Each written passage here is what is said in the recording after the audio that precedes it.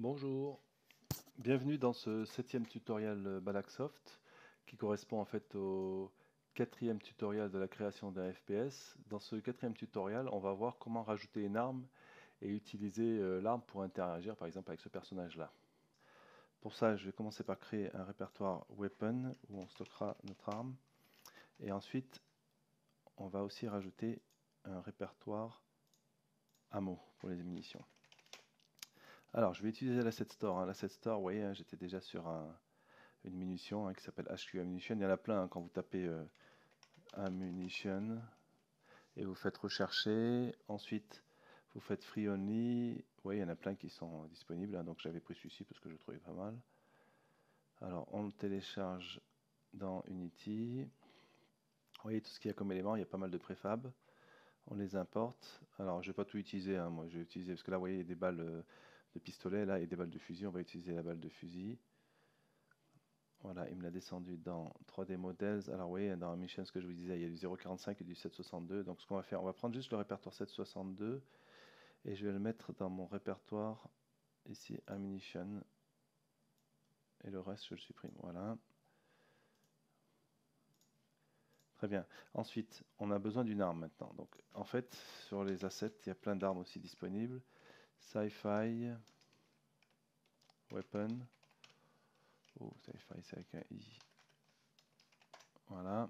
Pareil, je prends que les free. Vous voyez, il y a plein de choses très intéressantes aussi. Alors, on va prendre celui-ci, je le trouve vraiment sympa. D'ailleurs, je tiens à féliciter le Factory of Models pour ce très beau travail là. Vous voyez, c'est une arme avec plein de couleurs. Donc, ça correspond ici à toutes les différentes préfabs de la couleur de l'arme. Vous voyez, on les retrouve ici.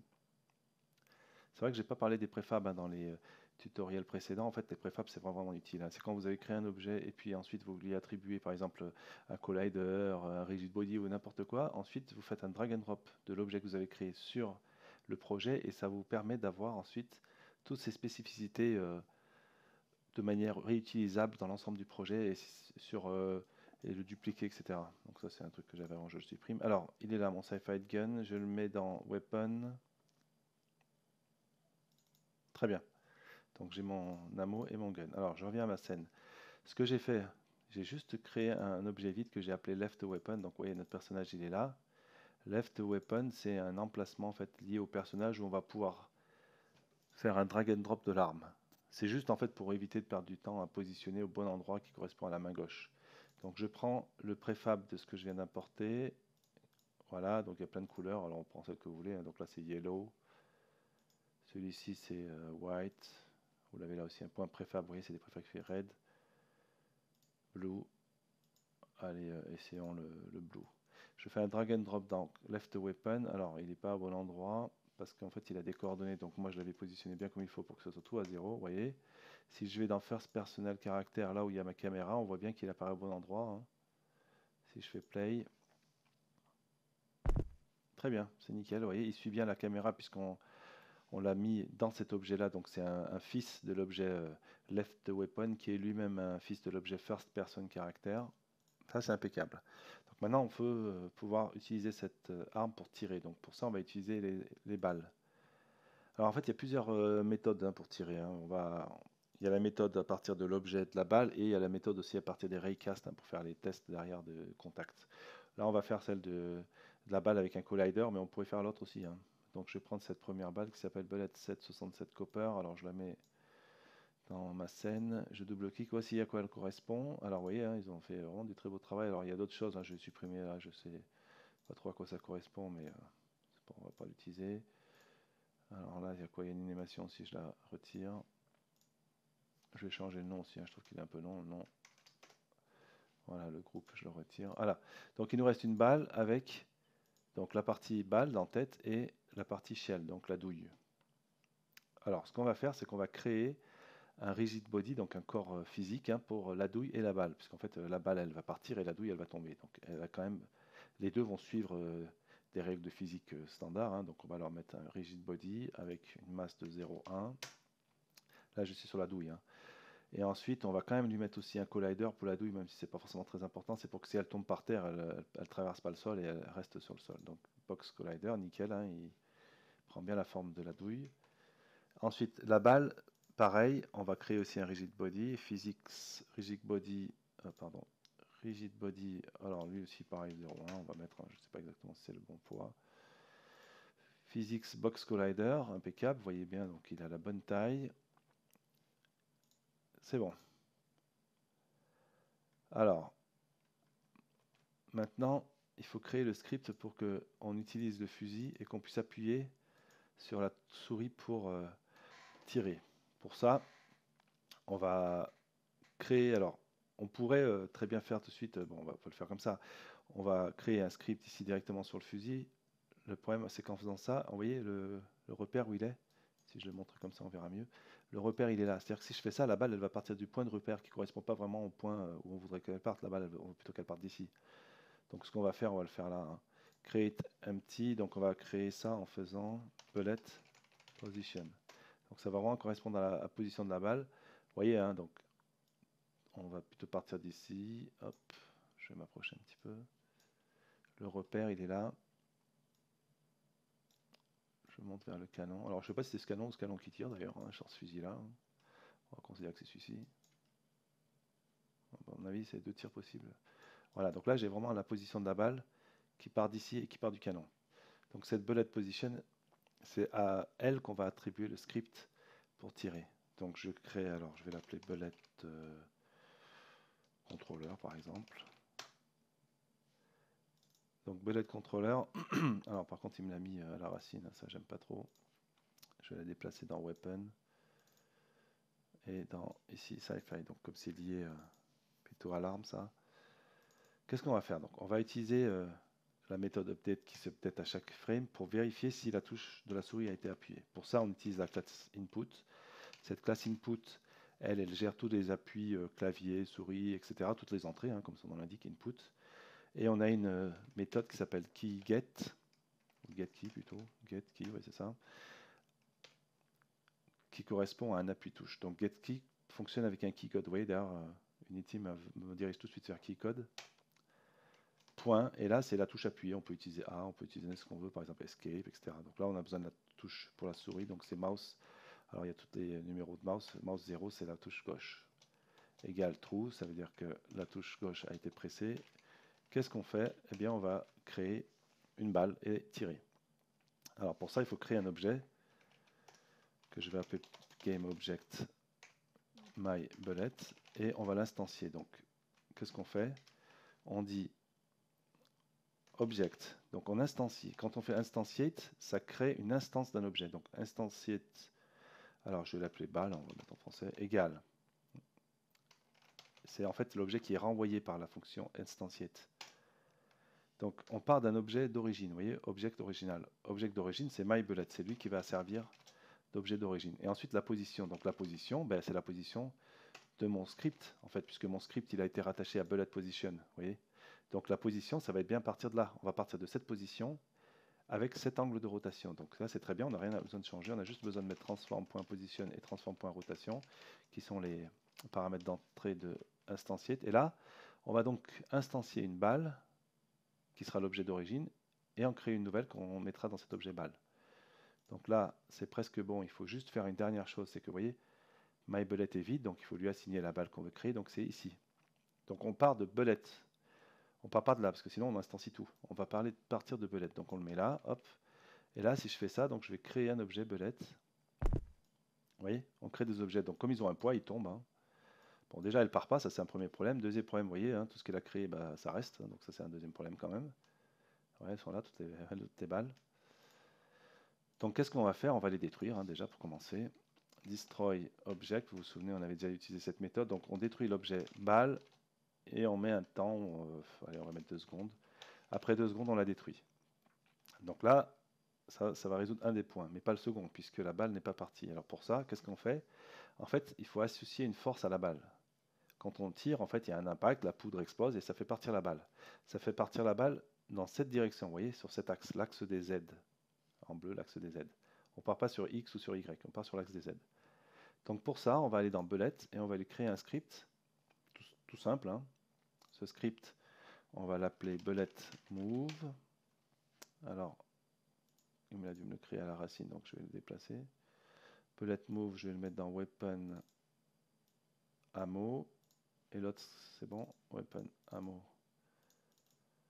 Et là, bullet move. Voilà. Dans bullet move, qu'est-ce qu'on fait? On va faire quelque chose de très simple. Donc, on va associer une force à la balle, c'est-à-dire qu'on va faire une translation sur un vecteur sur l'axe des Z. Donc, pour ça, je fais donc le transform, c'est la position .translate. Donc, c'est la méthode qui permet d'appliquer une force de translation. Donc, comme on a vu tout à l'heure, il n'y a rien sur l'axe des X, puisque c'est un vecteur, rien sur l'axe des Y, et tout c'est sur l'axe des Z. Donc là, on pourrait mettre une force, je pourrais mettre par exemple ça, F pour dire que c'est un float, mais je vais plutôt mettre une variable. Comme ça, si on veut la modifier via l'interface de Unity, ça sera faisable facilement. Donc c'est un float qui s'appelle speed et que j'initialise à 1F. Voilà. Bon, ça, j'en ai pas besoin, a priori, je le supprime. Donc ce script-là, je l'ai associé là, vous voyez?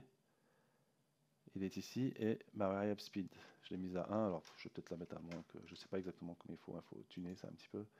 Si je fais play, voilà, vous voyez, les balles, elles partent, bon, elles ne vont pas très loin, parce que vous voyez, on ne voit pas bien là, on voit mieux, elles tombent par terre, vous voyez. Donc 1, c'est pas assez, 0, 1. Si je mets 1, alors par contre, très, très important, là je suis en mode play, vous voyez, donc ce qui signifie que ce que je change ne sera pas pris en compte dans le jeu. Donc là ça part, alors là ça part vraiment vite, on la voit à peine la balle, je ne sais pas si vous la voyez, il y a 2-3 petits points là qui partent, on les voit dans le vide. Peut-être essayer 0,5, je ne sais pas, après bon, il faut essayer. Voilà, là c'est pas mal. Vous voyez qu'elle commence à tomber vers le fond, donc si on fait un tir, c'était peut-être mieux. Donc vous voyez, si je fais stop, hop, vous voyez, il est revenu à 0,1 parce qu'il n'a pas pris. Moi, j'ai configuré mon interface Unity pour que quand je fasse play, regardez, vous voyez ces gris là, quand je fais play, ça devient un petit peu rouge. Ça me permet de vérifier que je suis en mode play. Donc voilà, la balle, elle s'en va. Ça, c'est très bien, c'est ce qu'on veut. Maintenant, il nous reste un petit truc à faire, c'est que la balle est partie, mais pas la douille. Donc pour ça, on va créer en fait un script pour la douille. Alors, comment on va faire? Donc là, la balle, sa position est là, vous voyez? L'arme est là. Alors, je ne sais pas d'où part la douille, alors on va créer un objet vide là. Create empty object, et on va l'appeler shell position. Je ne sais pas exactement sur cette arme d'où part une douille, pour être tout à fait franc. Mais je pense que c'est peut-être ça là. On va le mettre là, vous voyez. J'approche un petit peu. Vous voyez, ce truc là, c'est peut-être la balle, je ne sais pas trop. On va le mettre là, on verra bien. Donc, je le mets ici. Je le déplace un petit peu vers la gauche. Voilà, donc la douille, elle va partir de là et elle va tomber. Donc, ce qu'on va faire, c'est qu'on va instancier un objet shell quand on va appuyer sur la touche et on le fera partir d'ici. Donc pour ça, on revient dans Bullet Position, Bullet Controller, et là, je vais faire, alors j'ai besoin de mon Game Object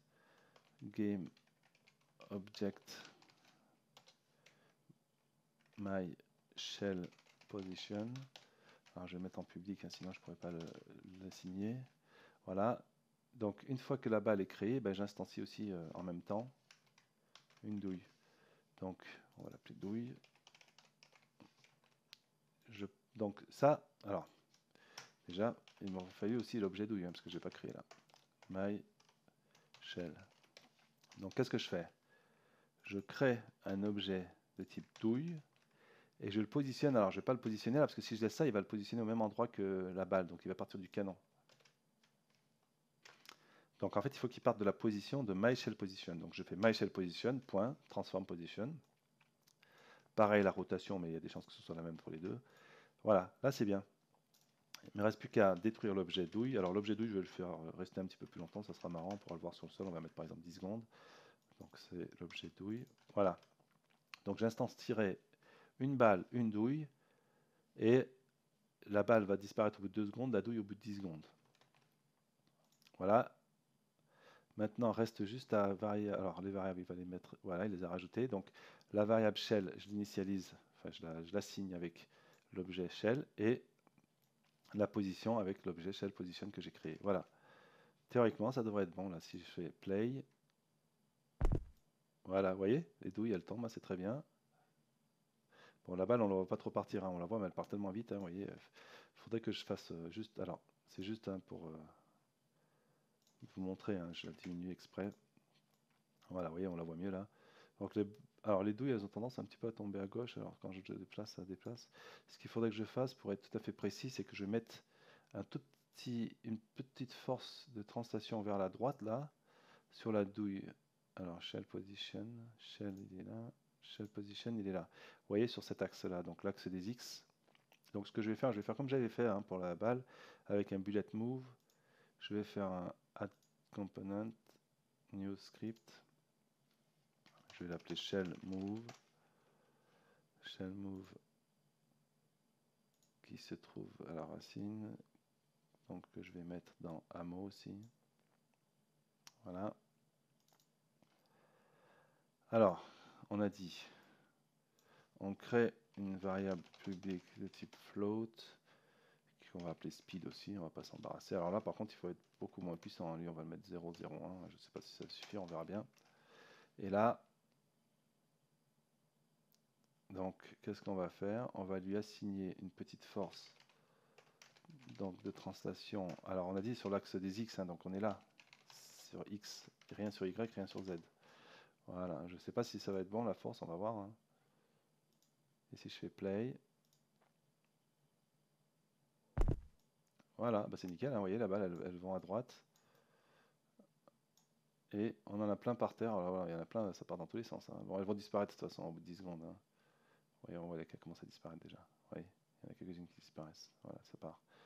Tout est parti. Mais c'est pas mal hein, d'avoir quelques petites balles. Alors, pourquoi elles glissent vers la droite, vers la gauche? C'est parce qu'elles ont toujours leur force de translation qui reste. Hein.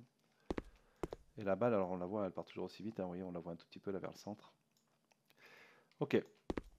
Maintenant, reste une dernière chose à faire, c'est vérifier que notre personnage, on arrive à lui tirer dessus. Et pour ça, il faut qu'on modifie en fait notre script de collision. Alors, vous vous souvenez, hein, j'avais été dans le répertoire script et j'avais créé un fichier player collision qui correspond à toutes les collisions du player. Donc là, on avait instancié l'objet maître du désert avec le composant animator qu'on avait associé et auquel on avait rajouté un integer de type 1 pour le faire passer dans l'état touché. On va faire à peu près la même chose, à part que là, ça va être beaucoup plus simple, puisque ce qu'il faudra faire maintenant, de mon point de vue en tout cas, c'est que les collisions liées à cet objet-là, à ce personnage, doivent être sur le personnage et pas ailleurs. Donc on n'aurait pas dû faire comme on avait fait la dernière fois. Alors vous voyez, il est là, donc ce qu'il faut, c'est qu'on va créer un script pour les collisions de ce personnage. Alors par contre, avant de faire ça, je vais juste faire une petite modification. Vous vous rappelez, on avait fait le trigger, on l'avait mis devant. Hein. Donc là, je l'ai modifié, je l'ai fait sur tout le tour. Vous voyez, le trigger, alors je vais vous montrer plus. C'est celui qui est là, trigger. Si je décoche celui-là, vous voyez, celui qui est en clair, c'est le collider normal pour ne pas le traverser. Et l'autre, c'est le collider trigger. Donc il fait tout le tour. Avant, il était juste devant. Donc mes colliders sont là. Je rajoute un script qui va correspondre à maigre du désert collision, par exemple. On va l'appeler. Je vais le mettre dans le répertoire caractère maigre du désert. Voilà. Il est là. Alors, on va faire comme on avait fait la dernière fois. Hein, vous vous souvenez? Donc je supprime ça. Public void on trigger enter, entre parenthèses, collision. Non, c'est pas collision, c'est collider. Collision. Collision, en fait, c'est le type qui est utilisé pour un on collision enter. Là, on est sur un on trigger enter. Donc là, je vais juste mettre une première trace toute simple pour vérifier qu'il y a un contact. Contact, voilà. Donc là, j'ai créé le script, je l'ai associé à mon personnage, et dès qu'il va y avoir un contact de n'importe quoi, il va afficher une trace contact. Je mets ma console, voilà. Il faut le toucher par contre. Hein. Ah, voilà, j'ai touché là, vous voyez. Voilà, là je touche beaucoup là, vous voyez. Ma trace contact, elle apparaît. Hein. J'ai toutes mes douilles par terre, c'est marrant. Hop, voilà, contact. Ok, donc ça fonctionne bien. Maintenant, il faut, plus que de faire contact, on va vérifier qu'on est bien en contact avec une balle. Donc, comme on avait fait la dernière fois, collision.gameObject.name, on va se baser sur le nom, égale, alors ça va être le nom de la balle. Donc c'est quoi? C'est bullet tout simplement. Alors il faut faire attention parce que je ne sais pas si vous avez remarqué quand on instancie un objet, vous voyez à gauche on rajoute clone. Ça c'est Unity qui rajoute clone pour dire que c'est un clone de l'objet. C'est pas l'objet initial, original. Donc ça va être, on peut faire comme ça, bullet clone. Hein. Oh, je vais y arriver. Ça va marcher. Mais bon, on pourrait faire un petit peu plus propre en mettant substring name égale, alors on prend le name de l'objet, donc c'est lui. Et on fait, alors on prend une sous-chaîne, donc c'est une chaîne de caractères, on va faire un substring. Substring, c'est une méthode qui est très pratique qui permet de prendre une partie d'une chaîne, soit à partir d'un index, soit sur un index et une taille. Donc on va partir de l'index 0 et on va prendre la taille, alors il faut compter 1, 2, 3, 4, 5, 6. Donc théoriquement, si je prends 6, je prends que la partie belette. Donc là, du coup, j'enlève le clone, comme ça Unity peut rajouter ce qu'il veut devant ou derrière, enfin derrière, pas devant, et bien ça fonctionnera. Donc voilà. Ce qui fait que je compare le nom à belette. Et là, je vais faire, on va dire, aïe, allez. Là, c'est-à-dire que c'est vraiment une balle qui l'a touché. On va voir si ça fonctionne, mon script.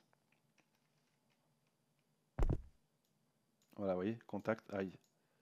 Par contre, si je fais clear, je vais faire juste le test pour pas rentrer en contact, mais comme ça.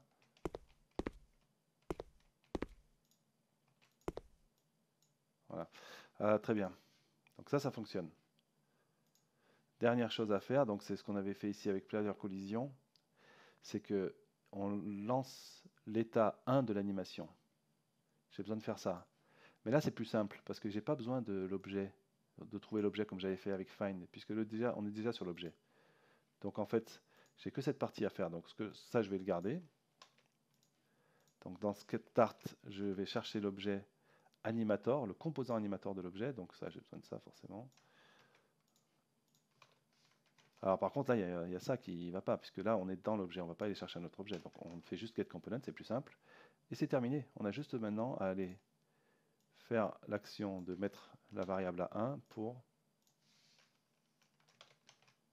l'état. Voilà. Donc normalement, il devrait fonctionner. Si je fais play, et je vais tirer sur mon objet, voilà, vous voyez, hop, il le détecte bien.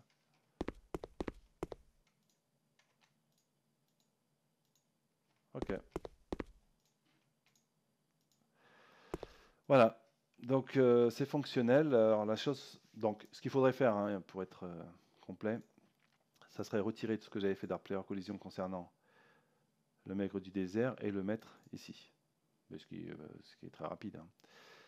Donc là, ça fonctionne. Alors, ce qu'il faut faire, et ce qu'on fera dans le prochain tutoriel, c'est de rajouter du son, puisque là, c'est sympa, mais il faut un bruit de balle. Et deuxième chose, c'est rajouter aussi un petit viseur, là, parce que quand on fait play, on voit pas où on tire. Vous voyez, on voit un petit peu la balle, et encore, on ne la voit pas beaucoup, parce qu'elle part tellement vite. Mais là, je vais essayer de tirer, par exemple, sur le personnage. Ouais, je le rate, bien sûr. Voilà, là, je l'ai eu. Mais sans curseur, c'est pas simple. Mais c'est vraiment facile de rajouter le curseur. Donc ça, on fait ça à la prochaine tutoriel. Je vous remercie et à bientôt.